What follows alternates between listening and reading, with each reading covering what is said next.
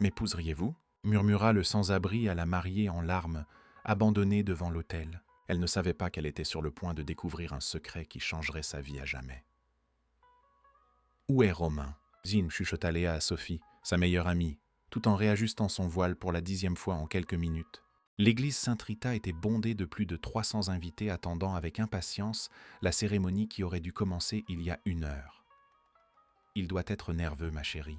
Tu sais comment sont les hommes le jour de leur mariage » répondit Sophie, essayant de paraître calme tout en vérifiant discrètement son téléphone pour la 20e fois. Aucun message de Romain Chevalier, le fiancé qui semblait s'être évaporé de la surface de la terre.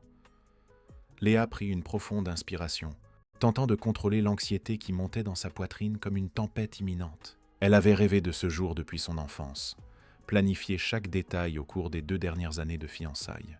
La robe avait coûté 3 mois de salaire. Les fleurs avaient été spécialement importées de Hollande et la réception à l'orangerie était prête à accueillir tous leurs proches. « Sophie, appelle-le encore » demanda-t-elle, la voix légèrement tremblante. De l'autre côté de la sacristie, elle pouvait entendre les murmures des invités devenir plus forts. Des tantes chuchotaient entre elles, des cousins vérifiaient leurs montres, et elle pouvait sentir le poids de tous ces regards curieux et inquiets, même à travers la porte fermée. Le père Antoine entra dans la sacristie avec une expression que Léa n'avait jamais vue sur le visage de l'homme qui l'avait baptisé, qui avait fait sa confirmation, qui connaissait sa famille depuis des décennies. C'était un mélange de compassion et de malaise qui lui noua l'estomac. « Ma fille » commença-t-il doucement, posant une main paternelle sur son épaule. « Nous devons parler. » « Il ne vient pas, n'est-ce pas » Les mots sortirent de la bouche de Léa comme un murmure brisé, mais elle connaissait déjà la réponse avant même que le prêtre n'ouvre la bouche. Le père Antoine soupira lourdement. « Romain a appelé il y a quelques minutes. Il a dit qu'il ne pouvait pas, qu'il n'était pas prêt pour le mariage. » Le monde de Léa s'effondra à cet instant. Ce ne fut pas un effondrement spectaculaire, mais plutôt un écroulement silencieux et dévastateur, comme un bâtiment qui implose sur lui-même. Ses jambes fléchirent, et elle dut s'appuyer sur une chaise pour ne pas tomber. « Ce n'est pas possible, » murmura-t-elle, les larmes commençant à brouiller le maquillage qui avait pris 3 heures à parfaire. « Il ne me ferait pas ça, pas aujourd'hui. »« Pas comme ça. » Sophie s'approcha et la serra dans ses bras, sentant le corps de son amie trembler comme une feuille au vent. « Léa, mon amour, sortons d'ici. Allons parler à la maison, calmement. »« Et les invités ?» demanda Léa, regardant vers la porte, comme si elle pouvait voir à travers elle les centaines de personnes qui avaient voyagé de loin, qui avaient acheté des cadeaux, qui avaient pris des jours de congé pour être là. « Qu'est-ce que je vais leur dire ?»« Je m'en occupe, » proposa le père Antoine, sa voix chargée d'une tristesse qui semblait résonner sur les murs de l'église. « Tu n'as pas besoin d'affronter ça maintenant. » Mais Léa secoua la tête, essuyant ses larmes du dos de la main. « Non, ils sont venus pour moi. Ils méritent de l'entendre de ma part. » Avec un courage qu'elle ne savait pas posséder, Léa se dirigea vers la porte de la sacristie. Chaque pas semblait peser 1 tonne, et elle pouvait sentir le regard inquiet de Sophie dans son dos. Lorsqu'elle ouvrit la porte et apparut devant l'autel, le brouhaha de l'église cessa instantanément. 300 pères Dieu se tournèrent vers elle, et dans le silence absolu qui s'ensuivit, elle ne pouvait entendre que le son de son propre cœur battant la chamade. « Mes chers amis et ma chère famille », sa voix résonna dans l'église, étonnamment ferme malgré les larmes qui continuèrent de couler sur son visage. Malheureusement, le mariage n'aura pas lieu aujourd'hui. Le son qui suivit fut comme une vague se brisant contre les rochers, des halètements de surprise, des murmures de choc, quelques soupirs de compassion. Léa vit sa mère, Eliane, porter la main à sa poitrine comme si elle venait de recevoir un coup, et son père, Alain, serrer les poings avec une expression de colère contenue. « Romain a décidé qu'il n'était pas prêt pour cet engagement, » continua-t-elle, chaque mot s'arrachant de sa gorge comme des éclats de verre. « Je m'excuse auprès de vous tous d'avoir fait ce voyage, d'avoir pris du temps sur vos vies pour être ici avec nous. » C'est alors que se produisit quelque chose que personne n'attendait. Une voix rauque venue du fond de l'église déchira le silence comme une lame. « Mademoiselle, puis-je vous parler un instant ?» Tous les regards se tournèrent vers la source de la voix. C'était un homme âgé, vêtu de vêtements simples et usés, avec des cheveux blancs en désordre et une barbe qui n'avait pas vu de rasoir depuis des semaines. Il se tenait au dernier rang, complètement décalé au milieu des invités bien habillés. « Qui est cet homme ?» chuchota Eliane assez fort pour que la moitié de l'église l'entende. L'homme commença à remonter l'allée centrale ses pas résonnant dans le silence absolu. Léa le regarda s'approcher, intriguée malgré sa douleur. Il y avait quelque chose dans ses yeux, une gentillesse profonde, une sagesse qui semblait déplacée au vu de son apparence humble. « Excusez mon intrusion », dit-il en arrivant plus près. Sa voix portait un accent qu'elle ne parvenait pas à identifier. « Mon nom est Mathieu Vallon. J'aimerais faire une proposition à mademoiselle. » « Une proposition ?» Le père Antoine s'approcha, clairement confus par la situation. « Monsieur, ce n'est pas le moment... »« Père, avec tout le respect que je vous dois. » Oh, interrompit doucement mais fermement Mathieu. « C'est peut-être exactement le bon moment. » Il se tourna vers Léa et lorsque leurs regards se croisèrent, elle sentit quelque chose d'étrange, comme s'il pouvait voir directement dans son âme, comme s'il comprenait sa douleur d'une manière que personne d'autre ne pouvait. « Mademoiselle Léa, dit-il, et le fait qu'il connaisse son nom l'a surpris. Je sais que c'est le pire jour de votre vie. Je sais que votre cœur est brisé et que vous avez l'impression que le monde s'est arrêté. » Les larmes revinrent aux yeux de Léa. Il y avait quelque chose dans sa voix, une compassion authentique qui la toucha profondément. « Mais je veux que vous sachiez, continua-t-il, que parfois, lorsqu'une porte se ferme, c'est parce que l'univers prépare une ouverture bien plus grande. »« De quoi parlez-vous » demanda Sophie, se plaçant de manière protectrice à côté de son amie.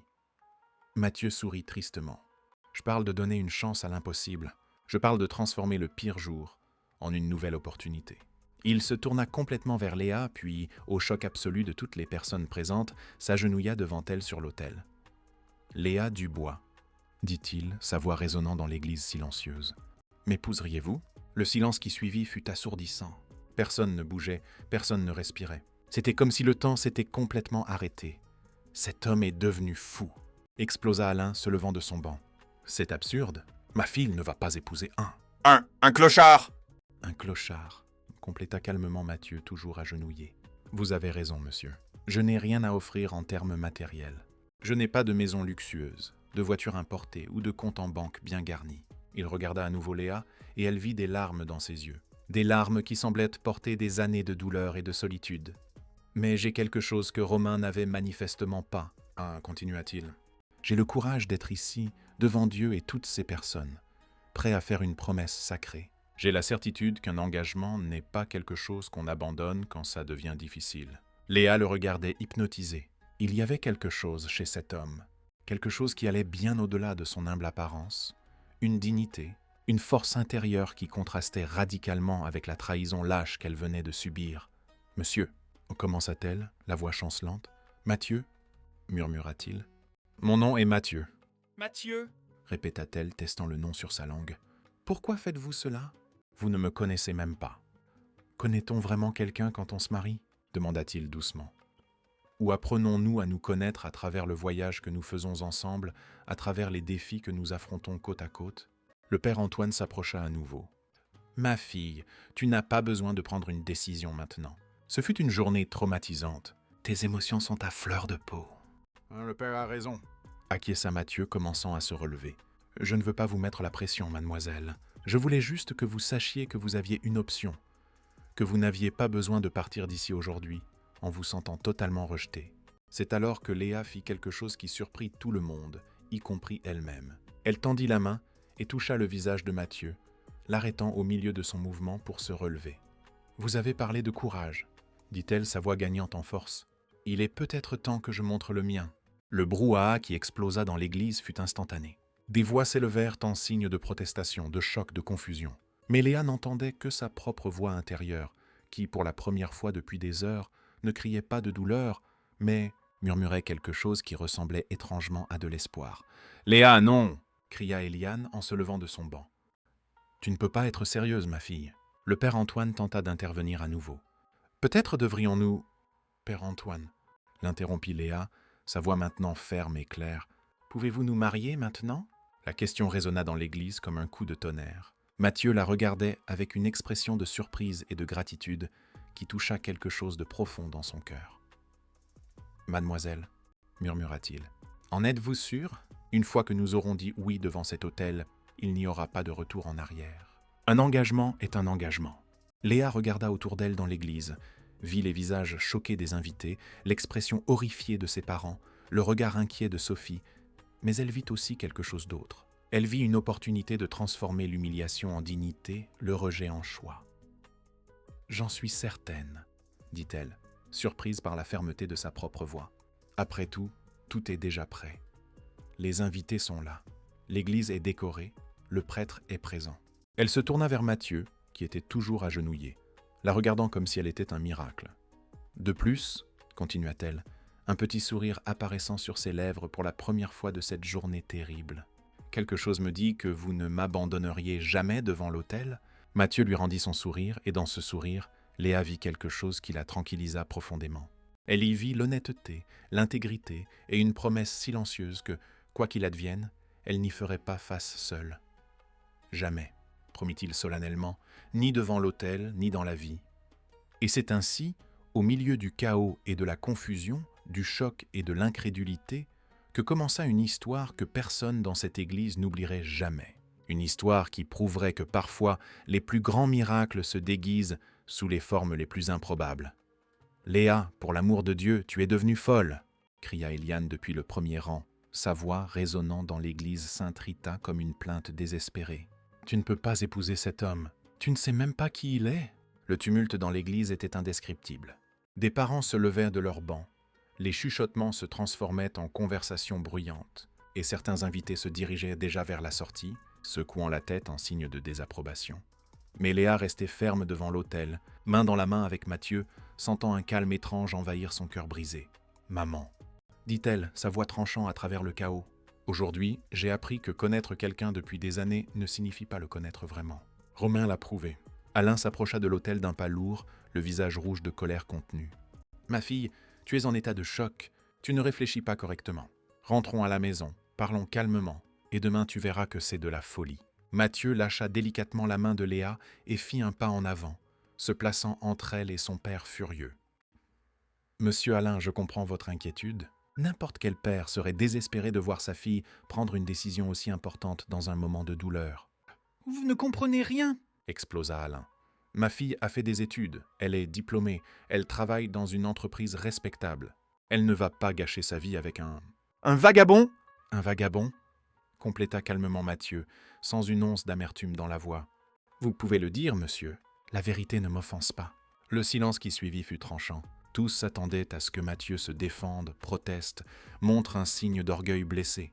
Mais il resta simplement là, avec une dignité qui contrastait violemment avec son humble apparence. « Monsieur Alain », s'approcha le père Antoine, tentant de calmer la situation. « Peut-être devrions-nous parler en privé avant de... »« Non », interrompit Léa, sa voix gagnant une force qu'elle ne savait pas posséder. « Nous n'allons pas parler en privé. Si nous devons le faire, nous le faisons ici, devant tout le monde. » Elle se tourna pour faire face à l'assemblée, et pour la première fois depuis que Romain l'avait abandonnée, elle se sentit en contrôle de la situation.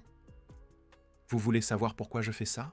Parce qu'il y a 5 minutes, j'ai découvert que l'homme avec qui je prévoyais de passer le reste de ma vie n'a même pas eu le courage de me regarder en face pour mettre fin à notre relation. » Sa voix commença à trembler, mais elle continua. « Romain me connaît depuis 5 ans. Il connaît ma famille, mes rêves, mes peurs.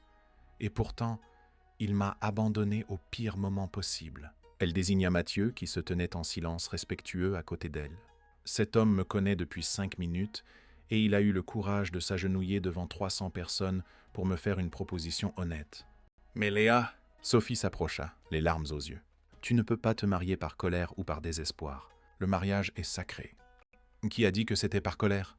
demanda Léa, regardant droit dans les yeux de sa meilleure amie. « C'est peut-être par foi. La foi que, parfois, l'univers nous place exactement là où nous devons être. » Un murmure parcourut l'église. Certains invités secouaient la tête en signe de désapprobation. D'autres chuchotaient entre eux, mais il y avait aussi ceux qui observaient la scène avec une curiosité croissante. Mathieu se tourna vers Léa, ses yeux reflétant une profondeur à laquelle elle ne s'attendait pas. « Mademoiselle Léa, je ne veux pas que vous m'épousiez sur un coup de tête. Je veux que vous sachiez exactement ce que vous faites. »« Alors, dites-moi, » dit-elle en croisant les bras. « Qui êtes-vous, Mathieu Vallon ? D'où venez-vous ?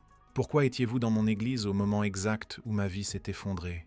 La question résonna dans l'église et tous se penchèrent en avant, attendant la réponse avec impatience. Mathieu prit une profonde inspiration, comme s'il s'apprêtait à révéler un secret gardé depuis longtemps. « Je vis dans la rue depuis 3 ans, commença-t-il, sa voix chargée d'une honnêteté brutale. J'ai perdu tout ce que j'avais à cause d'une série de mauvaises décisions et de circonstances qui ont échappé à mon contrôle. « Tu vois » s'exclama Alain, triomphant. « Un sans-abri. Léa, est-ce suffisant pour te réveiller ?» Mais Mathieu continua, ignorant l'interruption. « Mais avant cela, j'étais professeur d'université. J'enseignais la philosophie et la littérature classique à l'Université centrale de Paris, UCP. » Le silence qui suivit fut différent. C'était un silence de surprise, non de mépris. « Professeur ?» demanda le père Antoine, clairement intrigué. « Dans quel domaine ?»« Philosophie antique et littérature classique. Je me suis spécialisé dans Socrate et l'école stoïcienne. Ma thèse de doctorat portait sur la nature de la sagesse et de la vertu face à l'adversité. » Léa le regardait avec une fascination croissante. « Et que s'est-il passé ? Comment un professeur d'université finit-il dans la rue ?» Mathieu sourit tristement. « La vie, mademoiselle. Ma femme est morte d'un cancer. J'ai utilisé toutes nos économies pour son traitement. Après son départ, j'ai commencé à boire pour oublier la douleur. J'ai perdu mon emploi, j'ai perdu ma maison, j'ai tout perdu. » Les larmes revinrent aux yeux de Léa. Mais cette fois, ce n'était pas de tristesse pour sa propre situation. C'était une compassion profonde pour cet homme qui avait tant perdu et qui trouvait pourtant la force d'offrir du réconfort à une étrangère. « Et pourquoi étiez-vous ici aujourd'hui » demanda-t-elle doucement. « Parce que chaque après-midi, je viens dans cette église. Le père Antoine me permet de m'asseoir au dernier rang, malgré mon apparence. C'est le seul endroit où je me sens encore humain. » Le père Antoine hocha la tête, confirmant les paroles de Mathieu. « C'est vrai, Mathieu vient ici depuis des mois. Il n'a jamais causé de problème, n'a jamais rien demandé.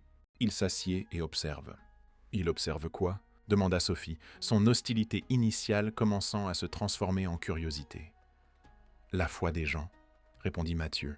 « L'espoir sur leur visage quand ils prient, la paix qu'ils trouvent ici. J'avais perdu ces choses, mais en observant les autres, j'ai commencé à me souvenir de ce que c'était que d'avoir de l'espoir. » Eliane, qui était restée silencieuse et choquée, retrouva enfin sa voix. « Même si tout cela est vrai, ça ne change rien au fait que vous n'avez rien à offrir à ma fille. »« Vous avez raison, madame, » acquiesça Mathieu. « Je n'ai pas de maison, pas d'argent, pas même une tenue de rechange propre, mais je n'ai pas non plus de vices cachés, de dettes occultes ou la tendance à abandonner mes engagements quand les choses deviennent difficiles. » Le commentaire fit mouche. Des murmures d'approbation commencèrent à s'élever parmi les invités. Certains se souvenaient d'histoires sur Romain, sa tendance à disparaître lorsque les choses se compliquaient, ses engagements rompus par le passé. « De plus, » continua Mathieu, « j'ai quelque chose que beaucoup d'hommes riches n'ont pas. De la gratitude. De la gratitude pour chaque repas, pour chaque nuit avec un toit sur la tête, pour chaque personne qui me traite avec dignité. Si mademoiselle Léa me donne cette chance, elle ne sera jamais considérée comme acquise. » Léa sentit quelque chose bouger dans sa poitrine. Ce n'était pas de la passion au sens traditionnel, mais c'était quelque chose de puissant. Une connexion avec quelqu'un qui avait traversé des pertes dévastatrices tout en gardant son humanité intacte. « Mathieu, » dit-elle, sa voix claire et décidée, « vous avez dit qu'un engagement est un engagement. Qu'est-ce que cela signifie pour vous ? Cela signifie que lorsque je dis « oui » devant Dieu, il n'y a pas de « si » ou de « mais ». Cela signifie que dans les bons comme dans les mauvais jours, dans la richesse comme dans la pauvreté, dans la santé comme dans la maladie, je serai là. Cela signifie que les problèmes sont faits pour être résolus ensemble, pas pour être fuis. Et si je change d'avis demain ?» le défia-t-elle. « Et si je me réveille et que je réalise que j'ai commis une terrible erreur ?» Mathieu sourit, et il y avait une sagesse millénaire dans ce sourire. « Alors, nous parlerons comme des adultes, comme des partenaires, mais je ne m'enfuirai pas au milieu de la nuit, vous laissant découvrir par des tiers que notre mariage est terminé. » La critique indirecte envers Romain était évidente, et Léa ressentit une vague de gratitude envers cet homme prêt à la défendre, même subtilement. « Père Antoine, » se tourna-t-elle vers le prêtre, « pouvez-vous nous marier ?»« Ma fille. » Le prêtre hésita. « C'est un moment très émotionnel. Peut-être devrions-nous attendre. »« Combien de temps dois-je attendre ?» demanda Léa. « Une semaine, un mois, un an ? Pour être sûre que je ne prends pas une décision émotionnelle ?» Elle regarda autour d'elle tous les visages qui l'observaient. Romain a eu 2 ans de fiançailles pour être sûr. Il a eu 5 ans de relation pour connaître mon caractère. Et pourtant, il s'est enfui. Peut-être que la certitude n'est pas une question de temps, mais de caractère. Léa a raison. Une voix s'éleva de manière inattendue de l'assemblée. C'était Madame Cécile, l'institutrice à la retraite, qui avait eu Léa à l'école primaire. J'ai connu beaucoup de couples dans ma vie. Certains se connaissaient depuis des décennies, et ont divorcé la première année. D'autres se sont mariés après quelques mois et sont restés ensemble 50 ans. « Mais, Madame Cécile, protesta Alain, c'est différent. Cet homme est un... C'est un homme qui a eu le courage de faire une proposition honnête quand l'autre s'est lâchement enfui. » L'interrompit Madame Cécile. « J'ai vu comment il a parlé à Léa, comment il l'a respectée, comment il vous a traité, vous, même en étant pris à partie. Cela en dit long sur le caractère d'une personne. » D'autres invités commencèrent à murmurer leur accord. Le vent tournait et Léa pouvait le sentir. « De plus, » y continua Madame Cécile, « je me souviens quand Léa était petite et me disait qu'elle voulait se marier dans l'église familiale, entourée des gens qu'elle aimait. Eh bien, elle est dans l'église familiale, entourée des gens qu'elle aime. Le seul qui a changé, c'est le marié. » Léa sourit pour la première fois depuis que tout avait commencé. « Merci, Madame Cécile. » Mathieu s'approcha du père Antoine. « Père, si vous le permettez, j'aimerais faire une confession publique. »« Mathieu, » l'avertit le prêtre, « les confessions sont privées. Celle-ci doit être publique, » insista-t-il. « Mademoiselle Léa, vous tous, méritez de connaître toute la vérité avant de prendre une décision. » Le silence dans l'église était absolu. Léa sentit son cœur s'accélérer.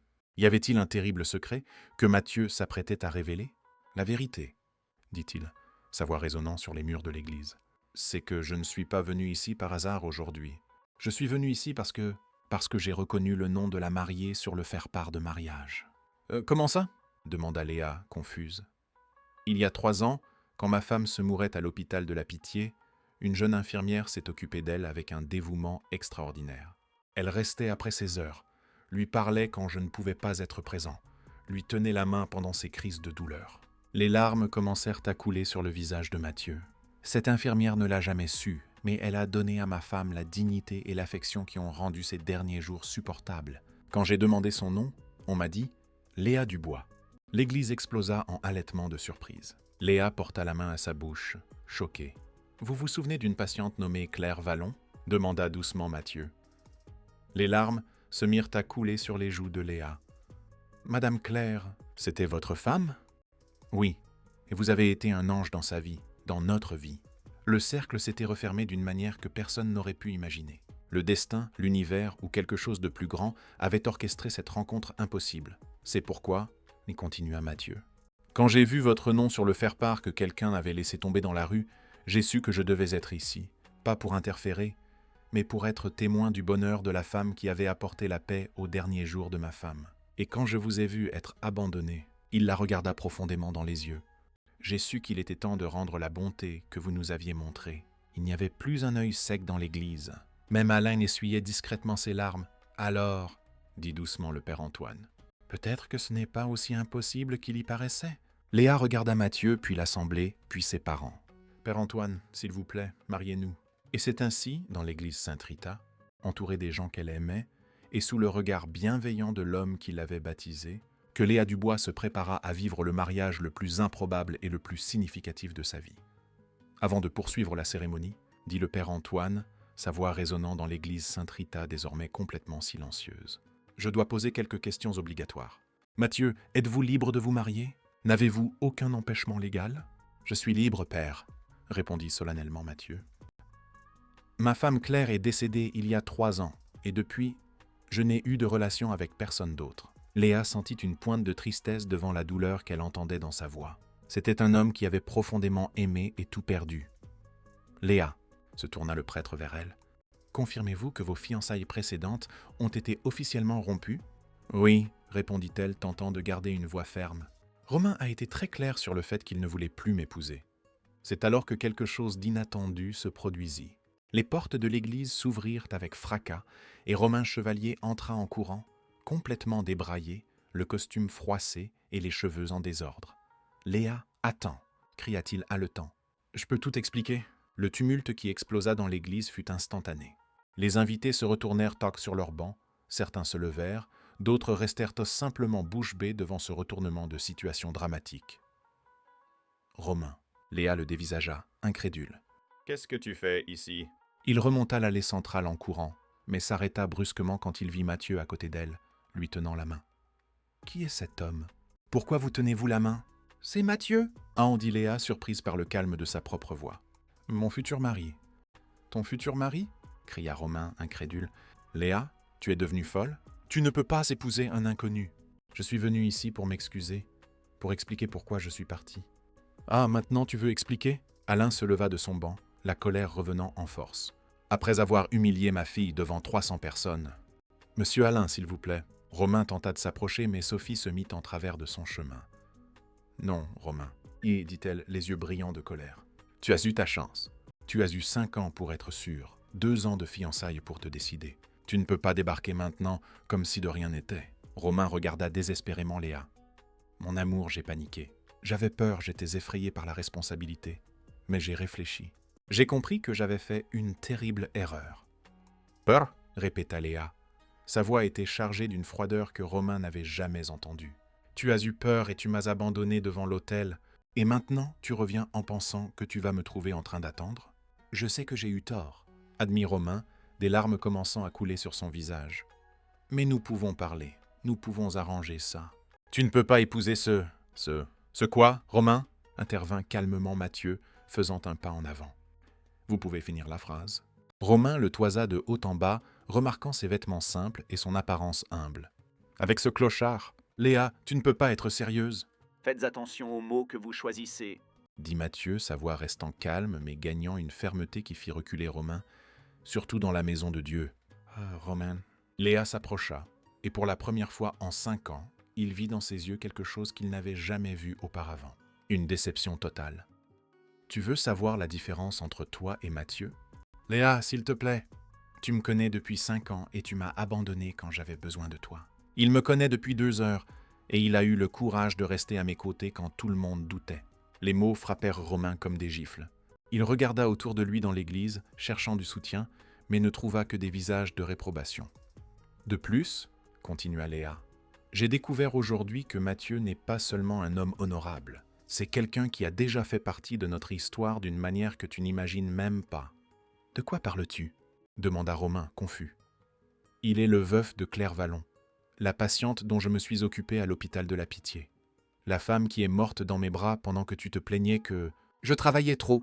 Romain blêmit. Il se souvenait parfaitement des plaintes qu'il formulait concernant les gardes supplémentaires de Léa sur la façon dont elle se consacrait trop à ses patients. Alors, vois-tu l'ironie ? Dit Léa, sa voix gagnant en force. L'homme que tu méprises pour son apparence est quelqu'un que j'ai déjà aimé à travers sa femme. Quelqu'un qui a connu mon dévouement, ma compassion, mon caractère. Léa, c'est de la folie, tenta Romain une dernière fois. Tu ne peux pas prendre une décision pareille sur un coup de tête. Un coup de tête ? Eliane se leva, surprenant tout le monde. Romain, ma fille a passé 5 ans à te prouver son amour. 5 ans à montrer qu'elle serait une épouse dévouée. Et tu as tout gâché par lâcheté. Eliane ? Je n'ai pas fini, l'interrompit-elle. Cet homme, elle désigna Mathieu. En 2 heures, il a montré plus de caractère et de courage que toi en 5 ans. Le soutien inattendu de sa mère fit pleurer Léa d'émotion. C'était la validation dont elle ne savait même pas qu'elle avait besoin. Monsieur Chevalier, s'adressa Mathieu à l'ex-fiancé avec une dignité impressionnante. Je comprends votre désespoir. Perdre quelqu'un de spécial est douloureux.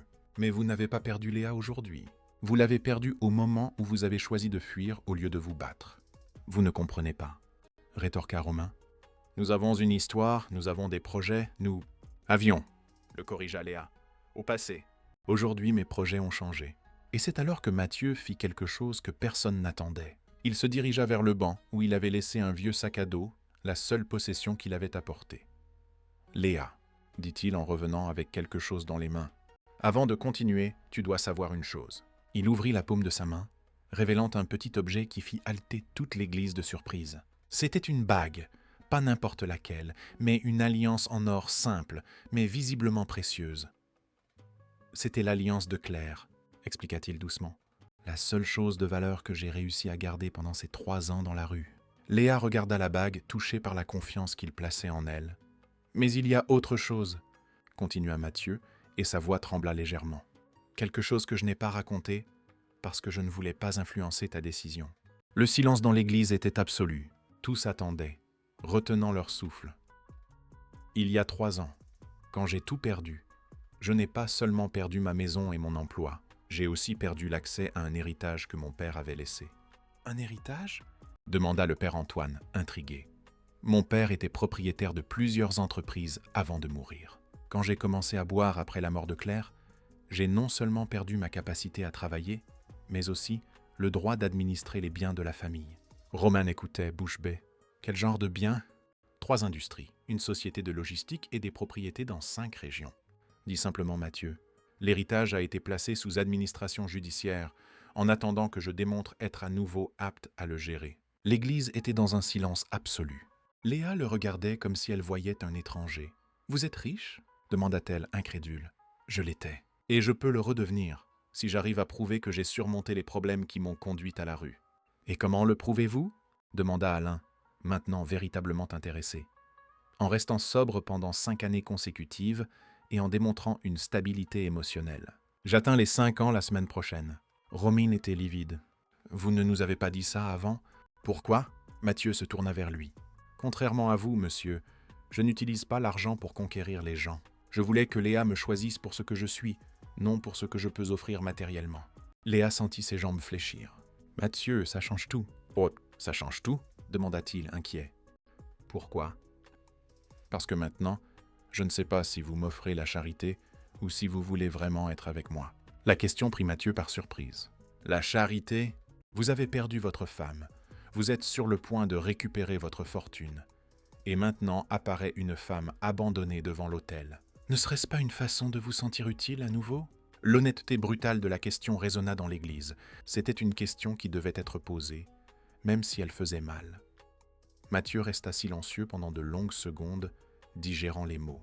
Puis, à la surprise de tous, il sourit. « Sais-tu quelle a été la première pensée que j'ai eue quand je t'ai vu te faire abandonner ?» demanda-t-il. « Non. » Mais j'ai pensé, comment peut-on être assez idiot pour abandonner la femme qui a tenu la main de ma femme dans les moments les plus difficiles de sa vie ? Il s'approcha d'elle, la regardant profondément dans les yeux. « Léa, quand Claire est morte, je suis mort avec elle. Ces 3 années dans la rue n'étaient pas seulement une question de perte matérielle, c'était une perte de la capacité de ressentir, d'espérer, de croire que quelque chose de bon pouvait encore arriver. » Les larmes revinrent aux yeux de Léa. « Aujourd'hui, quand je t'ai vu sur l'autel, anéanti, mais gardant toujours ta dignité, j'ai ressenti quelque chose que je n'avais pas ressenti depuis 3 ans. L'espoir. » « L'espoir de quoi ? » Que je pouvais peut-être redevenir humain, que je pouvais peut-être honorer la mémoire de Claire en aidant quelqu'un qui m'avait aidé quand j'en avais le plus besoin. Romain, qui avait observé tout l'échange dans un silence croissant, explosa finalement. « C'est ridicule. Léa, tu vas gâcher 5 ans de ta vie pour un étranger sorti de nulle part. » Romain. Elle se tourna vers lui avec un calme qui l'effraya. « Il y a 5 ans, tu m'as demandé de sortir avec toi parce que j'étais jolie et bien éduquée. Aujourd'hui, Mathieu me demande en mariage parce qu'il connaît mon caractère. »« Mais je t'aime !» cria désespérément Romain. « M'aimes-tu ? Ou aimes-tu l'idée de m'avoir ?» demanda Léa. « Parce que si tu m'aimais vraiment, tu n'aurais pas fui quand les choses sont devenues sérieuses. » C'est alors que Sophie révéla quelque chose qui changea tout complètement. « Romain, dit-elle, sa voix chargée de colère contenue, raconte à Léa pourquoi tu t'es vraiment enfui. Parle-lui de l'appel que tu as reçu hier soir. » Romain blêmit complètement. « Oh Sophie, non. » « Parle-lui de Vanessa, ton ex-petite amie qui a appelé pour te dire qu'elle était enceinte et que tu es le père. » La bombe explosa dans l'église comme un tremblement de terre. Léa chancela. Eliane porta la main à sa poitrine et Alain se leva, les poings serrés. « C'est vrai ?» demanda Léa, sa voix sortant comme un murmure mortel. Romain était clairement en panique. « Léa, je peux expliquer ?»« C'est vrai ?» répéta-t-elle plus fort. « Oui, admit-il finalement. Mais je ne savais pas. Elle m'a appelé hier en disant qu'elle était enceinte de 3 mois. »« Et tu as cru que fuir notre mariage allait résoudre quelque chose ?» demanda Léa, incrédule. « J'ai paniqué, je ne savais pas quoi faire. »« Alors tu as préféré m'humilier publiquement plutôt que d'être honnête avec moi ?» Mathieu observait la scène en silence, mais posa une main protectrice sur l'épaule de Léa quand il vit qu'elle tremblait de colère et de douleur. Léa tenta de s'approcher Romain une fois de plus. « On peut faire un test ADN ? On peut arranger ça ?»« Non, » elle l'interrompit. « Nous n'allons rien arranger. Tu as fait ton choix hier quand tu as décidé de fuir au lieu d'avoir assez confiance en moi pour me dire la vérité. »« Mais Léa... » »« Non, » répéta-t-elle plus fermement. « C'est fini, Romain. Définitivement fini. » Elle se tourna vers le père Antoine, qui avait observé tout le drame avec une expression de profonde tristesse. « Père, pouvons-nous continuer la cérémonie ?»« Ma fille, dit-il doucement. Après tout cela, en es-tu certaine ? Léa regarda Mathieu qui attendait patiemment à côté d'elle, sans la presser, sans rien exiger, offrant juste sa présence stable au milieu du chaos. « J'en suis certaine, » dit-elle. « Pour la première fois aujourd'hui, je suis absolument certaine de quelque chose. » Romain fit une dernière tentative désespérée. « Léa, tu vas regretter ça pour le reste de ta vie. » Ce fut Mathieu qui répondit. Sa voix était calme, mais empreinte d'une autorité qui fit reculer Romain. « Monsieur Chevalier, vous avez tort. Ce que Léa regrettera pour le reste de sa vie, c'est d'avoir perdu 5 ans avec quelqu'un qui n'a pas eu le courage d'être honnête avec elle au moment le plus important. Et maintenant, dit Léa en prenant la main de Mathieu, je vais épouser un homme qui a eu le courage d'être honnête avec moi dès la première minute. Le père Antoine hocha la tête solennellement. Alors, que Dieu bénisse cette union. Romain, je vous demande de vous retirer. Ceci est une cérémonie sacrée. Romain regarda une dernière fois Léa, vit la détermination dans ses yeux et comprit finalement qu'il avait perdu pour toujours la femme la plus incroyable qu'il ait jamais connue. Tandis qu'ils sortaient de l'église la tête basse, Léa et Mathieu se positionnèrent devant l'autel, prêts à commencer un voyage qu'aucun d'eux n'avait planifié, mais qu'ils étaient tous deux prêts à affronter ensemble. « Chers frères et sœurs, » commença le père Antoine, « nous sommes ici pour célébrer l'union de Léa et Mathieu, un couple qui nous enseigne que le véritable amour peut surgir dans les moments les plus inattendus. Et c'est ainsi, dans l'église Sainte-Rita, entourée d'amis et de familles qui avaient été témoins d'un des après-midi les plus dramatiques de leur vie, que Léa Dubois se prépara à épouser l'homme qui s'était révélé être exactement ce dont elle avait besoin, au moment exact où elle en avait le plus besoin. « Chers frères et sœurs, » commença le père Antoine, sa voix résonnant dans l'église Sainte-Rita, avec une solennité qui contrastait radicalement avec le chaos des dernières minutes. Nous sommes ici pour célébrer quelque chose d'extraordinaire. Non seulement l'union de 2 personnes, mais le témoignage de la façon dont Dieu peut transformer notre plus grande douleur en notre plus grande bénédiction. Léa sentait son cœur battre fort, mais ce n'était plus le battement désespéré de celle qui avait été abandonnée. C'était la pulsation forte de celle qui avait pris la décision la plus courageuse de sa vie. À ses côtés, Mathieu restait serein, lui tenant la main avec une fermeté qui lui transmettait une sécurité absolue.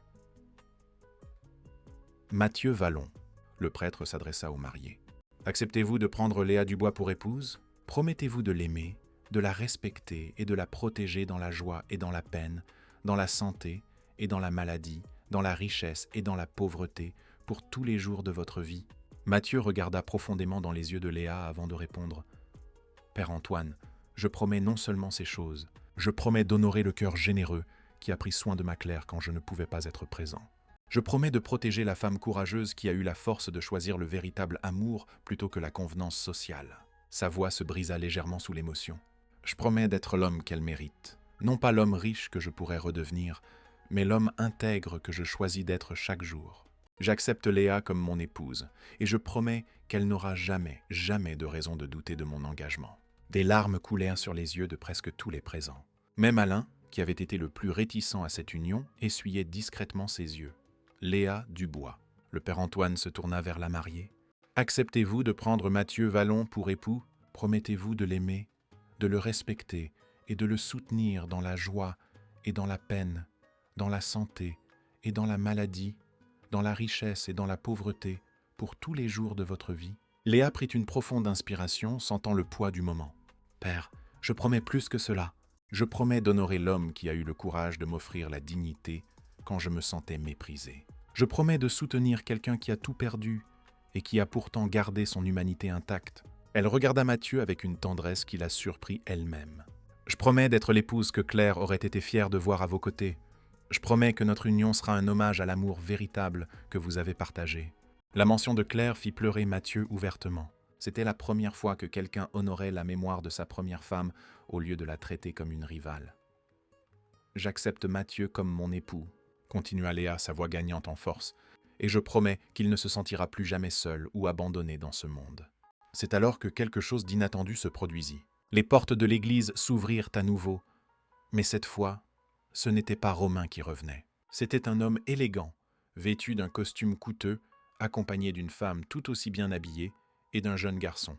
« Excusez l'interruption, » dit l'homme en remontant l'allée centrale avec assurance. « Mais nous ne pouvions pas manquer ce moment. » Mathieu se retourna et son visage se transforma complètement. « Lucas. »« Salut, mon frère, » répondit l'homme avec un sourire ému. J'ai pensé que nous devions être là. L'église était dans un silence absolu. Léa regardait, confuse, entre Mathieu et le nouvel arrivant. « Léa, » dit Mathieu, encore sous le choc, « voici mon frère, Lucas Vallon, et voilà ma belle-sœur Juliane et mon neveu Raphaël. »« Ton frère ?» demanda Léa, surprise. « Tu ne m'avais pas dit que tu avais de la famille. »« Parce que je ne savais pas s'il me considérait encore comme de la famille, » répondit honnêtement Mathieu. « Quand j'ai commencé à boire et que j'ai tout perdu, ils ont essayé de m'aider plusieurs fois, mais je les ai repoussés. Je pensais qu'ils avaient définitivement renoncé à moi. » Lucas s'approcha de l'autel, les larmes aux yeux. « Mathieu, nous n'avons jamais renoncé à toi. Jamais. Nous attendions juste que tu sois prêt à accepter notre aide. »« Comment avez-vous su ?» demanda Mathieu. « Le père Antoine nous a appelés il y a 1 heure, » expliqua Juliane en s'approchant. « Il nous a dit que tu te mariais, que tu étais sobre, que tu semblais avoir retrouvé la paix. Nous avons attendu 3 ans cet appel, » dit Raphaël le neveu avec émotion. 3 ans à prier pour que tonton revienne parmi nous. Léa observait la réunion de famille le cœur serré. Elle découvrait une nouvelle facette de la vie de Mathieu. Il n'était pas seulement seul au monde. Il avait une famille qui l'aimait et l'attendait. « Lucas, » dit Mathieu en serrant son frère dans ses bras. « Je ne sais pas quoi dire. »« Tu n'as rien à dire. Tu avais juste besoin de revenir à nous. Et à ce que je vois, » dit-il en regardant affectueusement Léa, « tu as ramené quelqu'un de très spécial. »« Yunka, Léa ?» Mathieu fit les présentations appropriées. « Voici la femme extraordinaire qui a accepté de m'épouser en connaissant toute mon histoire. » Juliane s'approcha de Léa et la serra chaleureusement dans ses bras. « Merci, » murmura-t-elle. « Ah, merci de nous avoir rendu notre Mathieu. »« Je n'ai rien fait, » répondit Léa confuse. « Si, tu as fait, » dit Lucas. « Tu lui as donné une raison de croire qu'il méritait d'être heureux à nouveau. » Le père Antoine, qui avait observé toute la scène avec un sourire, intervint. « Quelle belle surprise! Mais si vous le permettez, nous avons une cérémonie à terminer. »« S'il vous plaît, continuez, » dit Lucas, installant sa famille au premier rang. « Nous ne voulons pas interrompre davantage. » Raphaël, qui semblait avoir environ 16 ans, s'approcha de Mathieu. « Tonton, je peux être ton témoin? Je sais que c'est un peu à la dernière minute, mais... » Mathieu regarda son neveu avec une profonde émotion. « Ce serait un honneur, Raphaël. »« Et moi, je peux être ta témoin ?» demanda Juliane à Léa. « Je sais que tu as ta famille, mais... » « Bien sûr, » répondit Léa touchée par sa gentillesse. « Ce serait merveilleux. » Avec la famille réorganisée autour de l'autel, le père Antoine poursuivit la cérémonie. « Par les alliances, vous démontrez votre engagement mutuel. » Mathieu sortit de sa poche l'alliance simple qu'il avait montrée plus tôt. L'alliance de Claire. « Léa ! Cette alliance porte la mémoire de mon premier amour, mais aujourd'hui, elle devient le symbole de mon second miracle. » Léa tendit la main, et quand il lui passa l'alliance au doigt, elle sentit quelque chose se compléter en elle. Ce n'était pas seulement une bague, c'était l'acceptation d'une histoire, d'un parcours, d'un homme complet avec un passé et un futur. « Mathieu, » dit-elle en sortant du bouquet une alliance qu'elle avait achetée pour Romain. Cette alliance aurait dû sceller un compromis basé sur la convenance. Aujourd'hui, elle scelle un engagement basé sur un choix conscient et courageux. Quand elle lui passa l'alliance au doigt, Mathieu ferma les yeux, ému. C'était le premier symbole d'engagement qu'il recevait depuis des années. « Par le pouvoir qui m'est conféré par l'Église et par l'État, » y annonça solennellement le père Antoine, « je vous déclare mari et femme. »« Mathieu, vous pouvez embrasser votre épouse. » Le baiser qui suivit fut différent de tout ce que Léa avait connu. Ce n'était pas la passion ardente d'une jeune romance, mais quelque chose de plus profond. C'était la promesse de 2 âmes qui avaient trouvé la rédemption l'une dans l'autre. L'église explosa en applaudissements. Éliane pleurait ouvertement. Alain souriait fièrement. Sophie criait de joie et la famille de Mathieu célébrait comme s'il était revenu d'entre les morts. « Je vous présente, » annonça le père Antoine à l'assemblée. « Monsieur et madame Vallon. » C'est alors que Lucas fit quelque chose que personne n'attendait. Il s'approcha de l'autel et demanda la permission de parler. « Chers amis, » y commença-t-il en s'adressant aux invités. « Je sais que cet après-midi a été très inhabituel, mais j'aimerais vous dire quelque chose que vous devez savoir sur mon frère. » Mathieu le regarda, nerveux. « Lucas, ce n'est pas nécessaire. »« Si ça l'est, » insista Lucas. « Léa, tu as accepté d'épouser un homme que tu considères comme un échec. Mais je veux que tu saches avec qui tu t'es vraiment marié. » Il se tourna vers l'assemblée. Mathieu n'était pas seulement professeur d'université, il était l'un des universitaires les plus respectés du pays. Il a publié des dizaines d'articles, diriger des centaines d'étudiants et changer la vie de tous ceux qui ont eu le privilège de le connaître. « Lucas, arrête !» tenta de l'interrompre Mathieu, clairement embarrassé. « Je n'arrêterai pas !» continua Lucas. Quand Claire est tombée malade, il a vendu tout ce qu'il avait pour payer son traitement. Maison, voiture, les économies d'une vie, tout. Les larmes revinrent aux yeux de Léa. « Je ne savais pas. Et quand elle est morte ?» poursuivit Lucas. Il n'a pas commencé à boire par faiblesse. Il a commencé parce qu'il ne pouvait pas vivre avec la culpabilité de ne pas avoir réussi à la sauver. Juliane rejoignit son mari. Mathieu a toujours été le frère le plus responsable, le plus dévoué, le plus généreux. Quand il est tombé, c'est parce qu'il a trop aimé, pas parce qu'il n'a pas assez aimé. Pendant 3 ans, dit Lucas, nous avons essayé de le convaincre qu'il méritait le pardon, qu'il méritait une seconde chance. Aujourd'hui, Léa, tu as fait ce que nous n'avons pas réussi à faire. Tu lui as fait croire à nouveau qu'il méritait d'être aimé. L'Église était dans un silence total, absorbant l'ampleur de cette révélation. C'est pourquoi, conclut Lucas, au nom de la famille Vallon, nous voulons te remercier non seulement d'avoir accepté notre Mathieu, mais de nous avoir rendu l'homme extraordinaire qu'il a toujours été. Léa regarda Mathieu, le voyant à travers un prisme entièrement nouveau. Ce n'était pas seulement un homme qui avait tout perdu, c'était un homme qui avait tout sacrifié par amour. « Mathieu, dit-elle doucement, pourquoi ne m'as-tu pas parlé de Claire, de ce que tu as fait pour elle ? » « Pourquoi ?» répondit-il. « Je ne voulais pas que tu me choisisses par pitié. Je voulais que tu me choisisses pour qui je suis aujourd'hui, pas pour qui j'étais hier. »« Et je t'ai choisi ?» dit-elle en l'embrassant à nouveau. « J'ai choisi l'homme courageux qui a eu la force de recommencer. J'ai choisi l'homme intègre qui s'est plus soucié de mon cœur que des conventions sociales. » C'est alors que Raphaël fit une annonce qui laissa tout le monde surpris. « Tonton Mathieu, Tati Léa, dit-il, nous avons une surprise pour vous. »« Raphaël, l'avertit Mathieu, nous avons eu assez de surprises pour aujourd'hui. Celle-ci est bonne, Lima assura le jeune homme. « Papa, tu peux leur dire ?» Lucas sourit. « Mathieu, pendant ton absence, nous avons géré tes biens avec le tribunal. Non seulement toutes tes affaires ont continué à tourner, mais elles ont considérablement fructifié. » « Et qu'est-ce que ça veut dire ?» demanda Léa. « Ça veut dire, expliqua Juliane, que Mathieu ne va pas seulement récupérer son héritage la semaine prochaine, il va récupérer une fortune 3 fois plus importante que l'original. » Le silence qui suivit fut assourdissant. Mathieu regardait sa famille comme s'il ne pouvait pas traiter l'information. « Vous avez fait ça pour moi, même après que je vous ai repoussé ?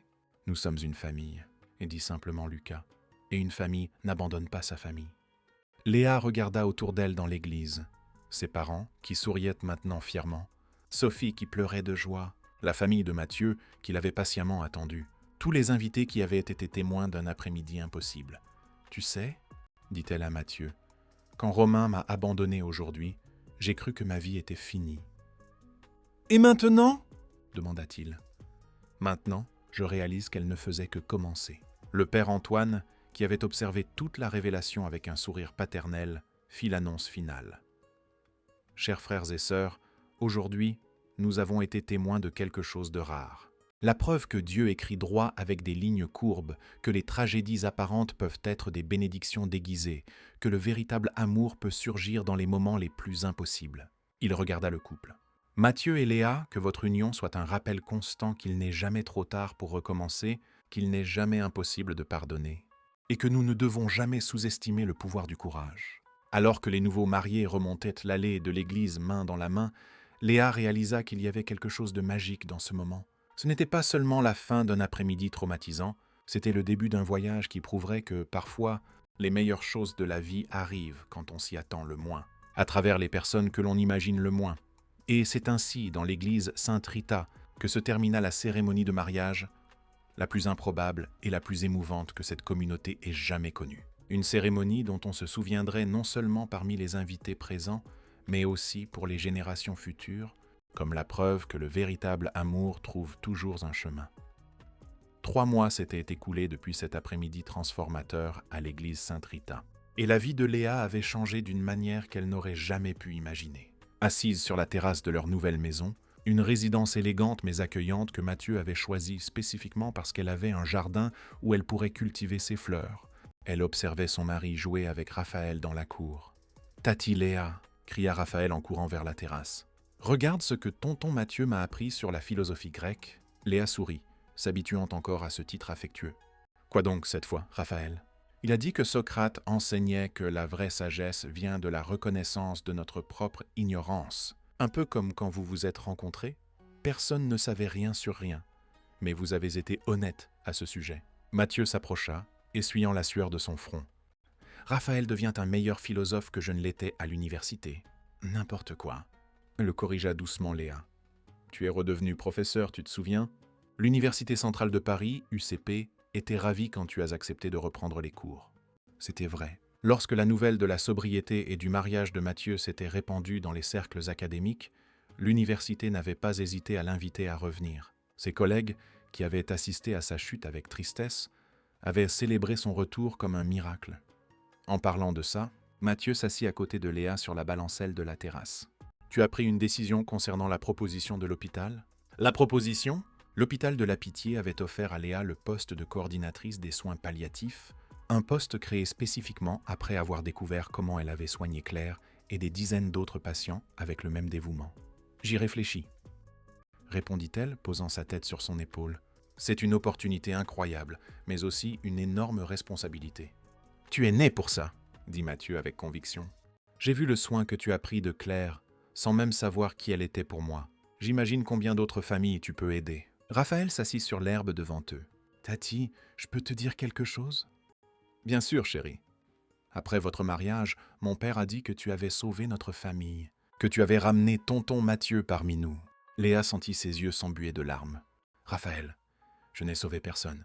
Ton oncle a toujours été extraordinaire. Il avait juste besoin de s'en souvenir. »« Mais tu l'as aidé à s'en souvenir, » insista le garçon. « Et maintenant, notre famille est à nouveau complète. » Mathieu prit la main de Léa, entrelaçant leurs doigts. « Tu sais, mon amour, il y a quelque chose que je veux te montrer. » Il se leva et disparut à l'intérieur de la maison, revenant quelques minutes plus tard avec une enveloppe officielle.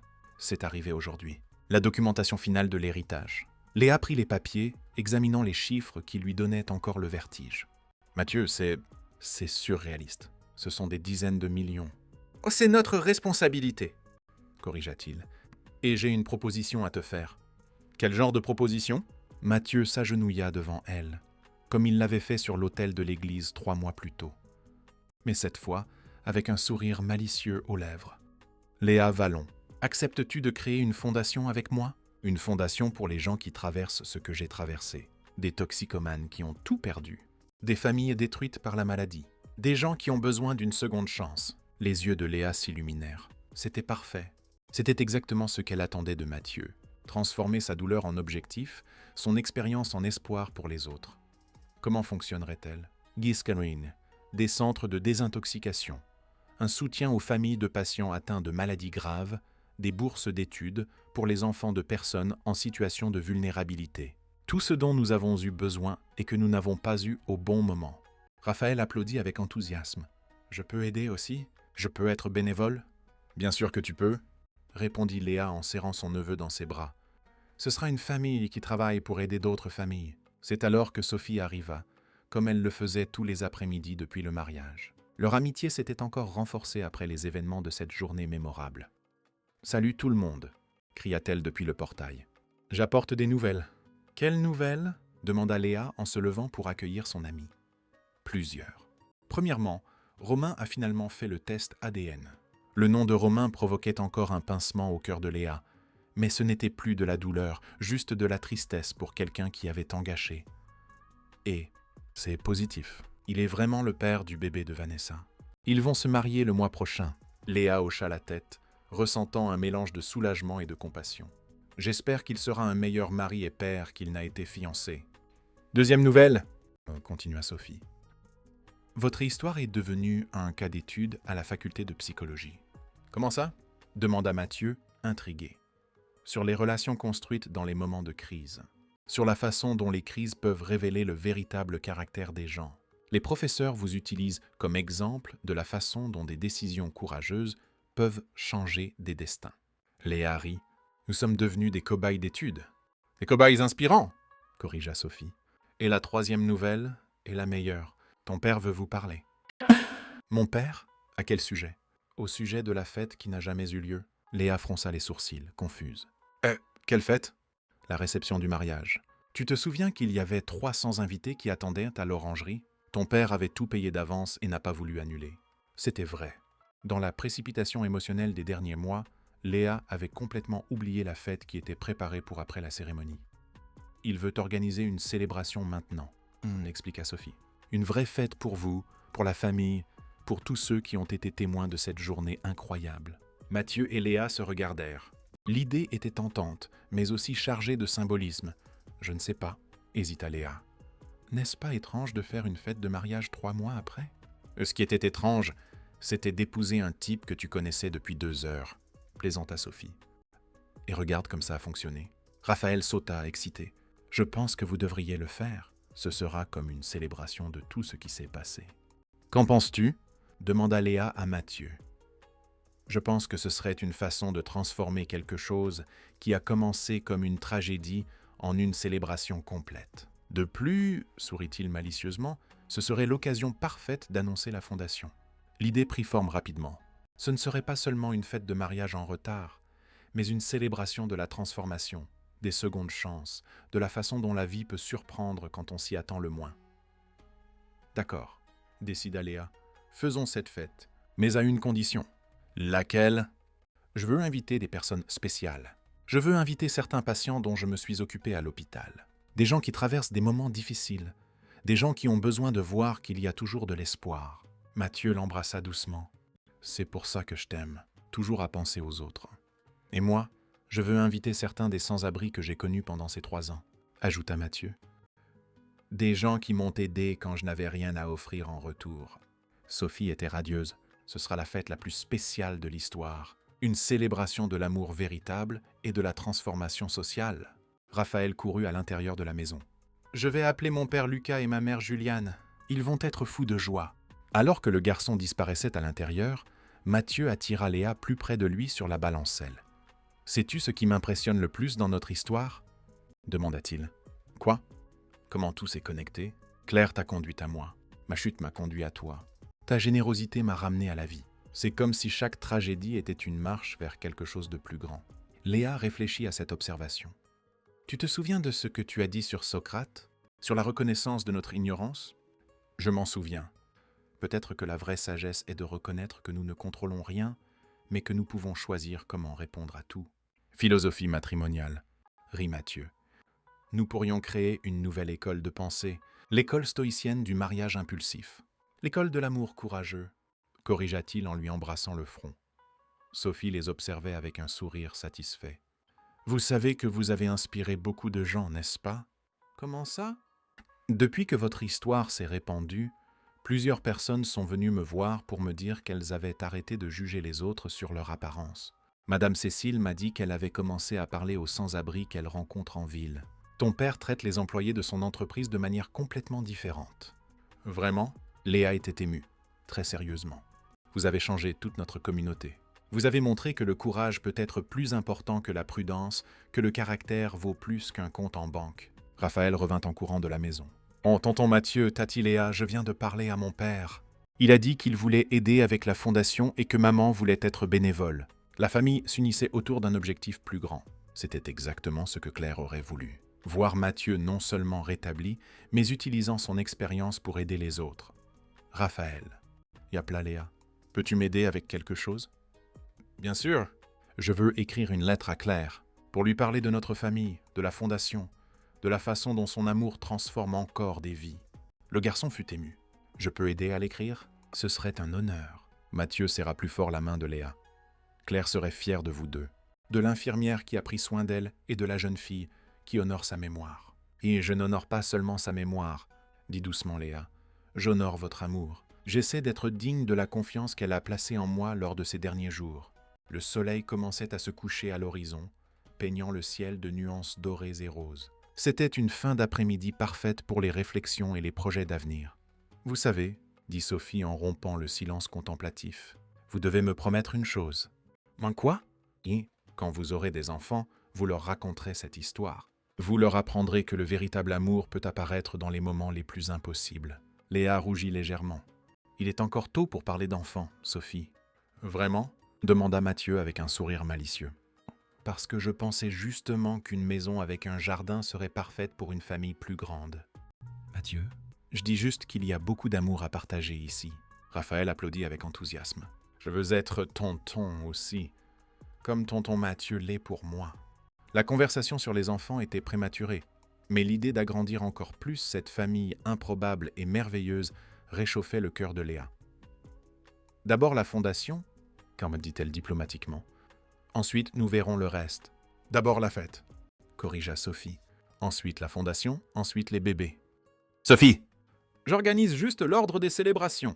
Tout le monde rit, et Léa réalisa que c'était le sentiment qu'elle avait cherché toute sa vie sans le savoir. Ce n'était pas seulement du bonheur, c'était de la plénitude. C'était le sentiment d'être exactement là où elle devait être, avec exactement les bonnes personnes, faisant exactement ce qui avait un sens.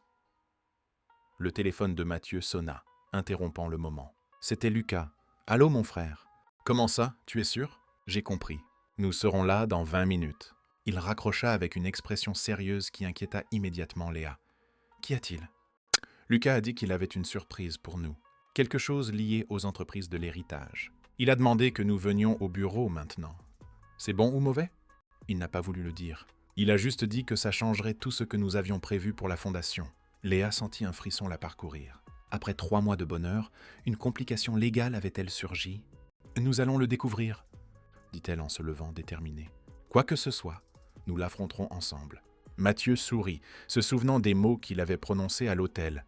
Ensemble. Toujours ensemble. Et c'est ainsi, marchant main dans la main vers la voiture, avec Raphaël courant devant et Sophie les suivant, curieuse, que Léa se prépara à une nouvelle surprise dans une vie qui était devenue une séquence ininterrompue de rebondissements extraordinaires. Le bureau de Lucas était situé dans le centre de Paris, dans un élégant immeuble de bureau qui reflétait le succès de la gestion familiale. Quand ils arrivèrent, Léa remarqua qu'il y avait plusieurs personnes réunies dans la salle de réunion, des visages qu'elle ne reconnaissait pas, tous habillés formellement et portant des dossiers et des documents. Mathieu, Léa. Lucas les accueillit par une accolade, mais il y avait quelque chose de différent dans son expression. Un mélange d'excitation et de nervosité qui les rendit tous deux appréhensifs. « Lucas, que se passe-t-il » demanda Mathieu, observant l'agitation dans le bureau. « Venez, asseyez-vous. Ce que j'ai à vous dire va complètement changer vos plans pour la fondation. » Juliane était présente, ainsi que Raphaël, qui avait insisté pour les accompagner. Il y avait aussi 3 personnes inconnues. Un homme âgé en costume sombre, une femme d'âge moyen à l'allure de cadre, et un jeune homme qui semblait être avocat. Mathieu, Léa, commença Lucas. Je veux vous présenter M. Victor Azevedo, directeur exécutif du groupe Azevedo, le Dr Alice Nogueira, présidente de la Fondation Nouvelle Aube, et maître Thiago Matos, notre avocat spécialisé en succession d'entreprises. Les salutations furent formelles, mais Léa percevait une énergie étrange dans l'air. Quelque chose d'important était sur le point d'être révélé. Monsieur Mathieu s'adressa directement Victor Azevedo. Pendant ces 3 années où vous avez été absent, votre famille n'a pas seulement géré vos affaires avec brio, ils ont fait quelque chose d'extraordinaire. Quel genre de chose ? Demanda Léa, tenant la main de Mathieu. Ils ont transformé vos entreprises en un réseau de responsabilité sociale, expliqua le docteur Alice. Chacune des entreprises dont vous avez hérité de votre père a maintenant des programmes de réintégration sociale, des centres de soutien aux toxicomanes et des fonds d'aide aux familles en crise. Mathieu regarda Lucas, choqué. « Vous avez fait ça sans me consulter ? » « Nous l'avons fait en pensant à toi, » répondit doucement Juliane. « Nous connaissons ton cœur, Mathieu. Nous savions qu'à ton retour, tu voudrais utiliser ta fortune pour aider les autres. Alors, nous avons pris de l'avance. » Maître Thiago ouvrit un dossier épais. « Monsieur Mathieu, non seulement vos entreprises ont triplé de valeur au cours des 3 dernières années, mais elles sont devenues une référence nationale en matière de responsabilité d'entreprise. Mais le plus important, continua Victor Azevedo, c'est que nous avons créé un partenariat entre vos entreprises et plusieurs organisations caritatives, un réseau qui a déjà aidé plus de 5000 familles. » Léa sentit les larmes lui monter aux yeux. « 5000 familles ! Et ce n'est qu'un début, » dit le docteur Alice en ouvrant un ordinateur portable. « Avec la structure qui existe déjà et la fondation que vous avez l'intention de créer, nous pouvons étendre ce nombre à 50 000 familles au cours des 5 prochaines années. » La dimension de ce qui était révélé était écrasante. Mathieu avait passé 3 ans à penser qu'il était perdu, seul, sans but. pendant que sa famille construisait un empire de solidarité en son nom. « Pourquoi avez-vous fait ça ?» demanda Mathieu, visiblement ému. « Pourquoi ?» Lucas se leva et posa la main sur l'épaule de son frère. « Tu nous as appris que la richesse sans but est vide. Quand papa est mort et a laissé les entreprises, tu as toujours dit que l'argent devait servir à construire, pas seulement à accumuler. Et quand tu as perdu Claire et que tu es tombé, compléta Juliane. Nous avons décidé que nous allions honorer tes valeurs même en ton absence. Nous allions construire l'héritage que tu aurais construit si tu avais pu. » Raphaël, qui était resté silencieux jusque-là, s'approcha de son oncle. « Tonton Mathieu, tu n'as pas perdu 3 ans. Tu as semé pendant 3 ans. Et maintenant, il est temps de récolter. » La sagesse du garçon émut tout le monde. C'était une perspective qu'aucun adulte n'avait envisagée. « Raphaël a raison, » dit Léa en prenant la main de Mathieu. « Ton parcours dans la rue, ta douleur, ta lutte pour te rétablir, tout cela a donné de la crédibilité au travail que ta famille accomplissait. Quand les gens connaîtront ton histoire, ils auront encore plus confiance dans le projet. » Victor Azevedo hocha la tête. « Exactement. Un entrepreneur riche essayant d'aider les pauvres peut sembler de la charité superficielle. Mais un homme qui a tout perdu, vécu dans la rue et s'est rétabli en aidant les autres dans la même situation, ça, c'est de la vraie transformation. » Maître Thiago commença à expliquer les aspects juridiques. « Monsieur Mathieu, techniquement, vous êtes déjà président de l'un des plus grands réseaux d'assistance sociale du pays. Vos entreprises ont généré un fonds de plus de 200 millions d'euros exclusivement pour les programmes sociaux. »« 200 millions ?» répéta Léa incrédule. « Et ça continue de croître !» confirma le docteur Alice. « Avec la fondation officielle que vous voulez créer, nous pouvons systématiser encore plus les processus, créer des programmes spécifiques pour chaque type de besoin. » Mathieu se leva et se dirigea vers la fenêtre, observant la ville en contrebas. Léa pouvait voir qu'il traitait des informations qui changeaient complètement sa perception de lui-même et de sa place dans le monde. « Mathieu, » s'approcha-t-elle, « à quoi penses-tu ? » « Je pense, » dit-il lentement, « que Claire a peut-être tout orchestré depuis le début. »« Comment ça ? Claire disait toujours que j'avais un cœur trop grand pour n'être qu'un professeur, que je devrais utiliser ma position pour changer le monde de manière plus large. » Il sourit tristement. « Peut-être a-t-elle manigancé notre séparation temporaire pour que je puisse vraiment comprendre ce que signifie avoir besoin d'aide. » Lucas s'approcha d'eux. « Mathieu, il y a une dernière chose que nous devons te dire. » « Il y en a encore ? » La fondation que nous voulons créer officiellement a déjà un nom et un emplacement.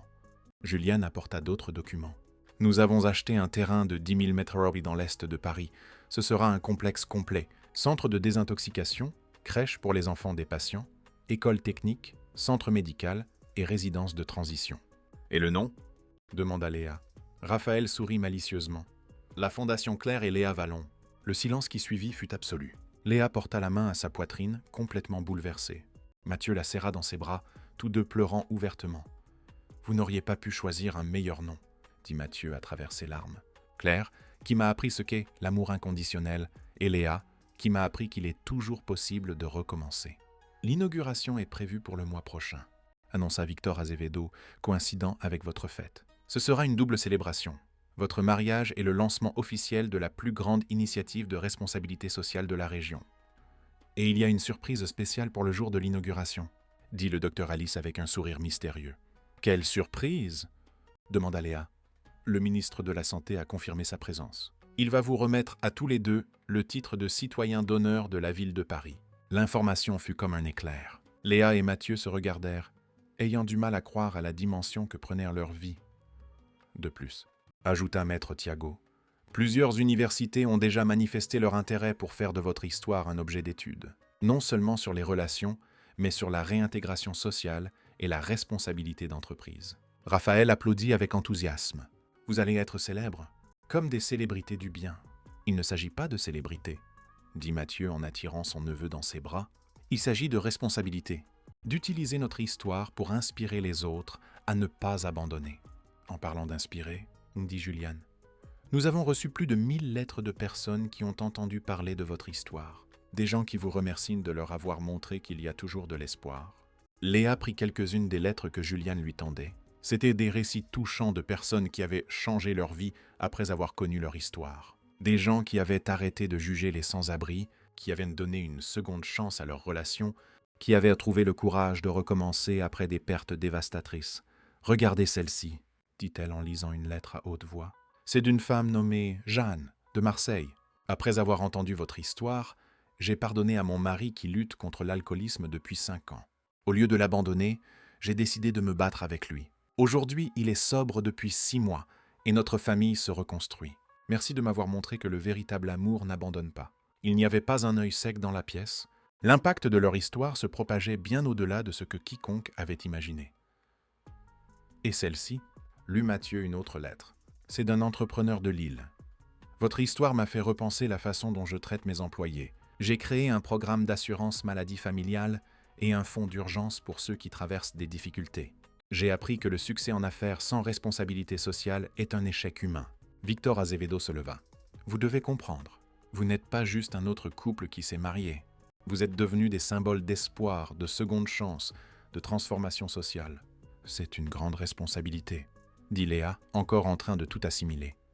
Mais c'est une responsabilité que vous assumez déjà, observa le docteur Alice.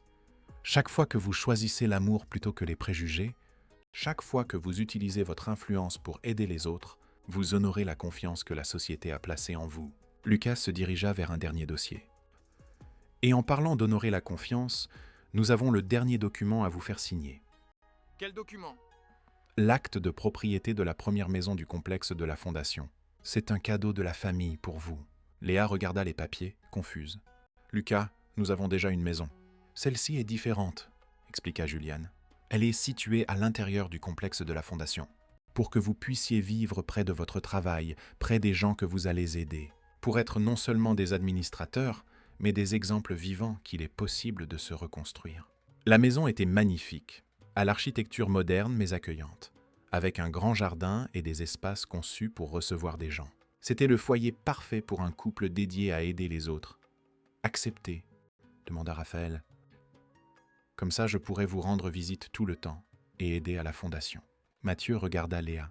« Qu'en penses-tu ?»« Je pense, » dit-elle lentement, « que notre histoire a commencé par une fin et que maintenant, elle vit un commencement. Alors c'est oui à tout. À la maison, à la fondation, à la responsabilité, à continuer de prouver que le véritable amour peut déplacer des montagnes. » Les applaudissements qui éclatèrent dans la salle furent assourdissants. Des étreintes furent échangées, des larmes de joie coulèrent, et Léa réalisa que ce moment marquait non seulement la fin d'un voyage de découverte de soi, mais le début d'une mission de vie. « Il y a une dernière chose, » dit Victor Azevedo lorsque la célébration diminua. « Le maire veut nommer la rue où se trouve la fondation. »« La nommer comment ?» demanda Mathieu. « La rue de la seconde chance. » C'était parfait. C'était exactement ce qu'ils représentaient, ce qu'ils défendaient, ce qu'ils offraient au monde. Alors qu'ils quittèrent le bureau ce soir-là, avec des contrats signés et des rêves qui s'étendaient, bien au-delà de ce qu'ils avaient imaginé. Léa prit la main de Mathieu et regarda les étoiles. « Tu sais ce que j'ai découvert aujourd'hui ?» dit-elle. « Quoi ? Que lorsque tu as dit oui pour m'épouser sur cet autel, tu n'acceptais pas seulement une épouse. Tu acceptais un destin. Un destin de quoi ? De montrer au monde qu'il n'est jamais trop tard pour recommencer, qu'il n'est jamais impossible de pardonner, et que le véritable amour peut transformer non seulement 2 personnes, mais une société entière. » Mathieu l'embrassa sous les étoiles, et tous deux surent que leur histoire, qui avait commencé par la fin la plus improbable, n'en était qu'au début de quelque chose d'extraordinaire. Dans l'église Sainte-Rita, le père Antoine préparait son sermon du dimanche. Le thème serait « Les miracles modernes et les secondes chances ». Il savait exactement quel exemple utiliser. L'histoire d'une mariée abandonnée qui avait choisi le courage et d'un sans-abri qui s'était révélé être un prince déguisé. Et dans la ville de Paris, des milliers de personnes qui avaient entendu parler de Léa et Mathieu s'endormaient cette nuit-là avec un peu plus d'espoir, un peu plus de foi que leur propre fin impossible pourrait être, en réalité des débuts extraordinaires qui attendèrent de se produire.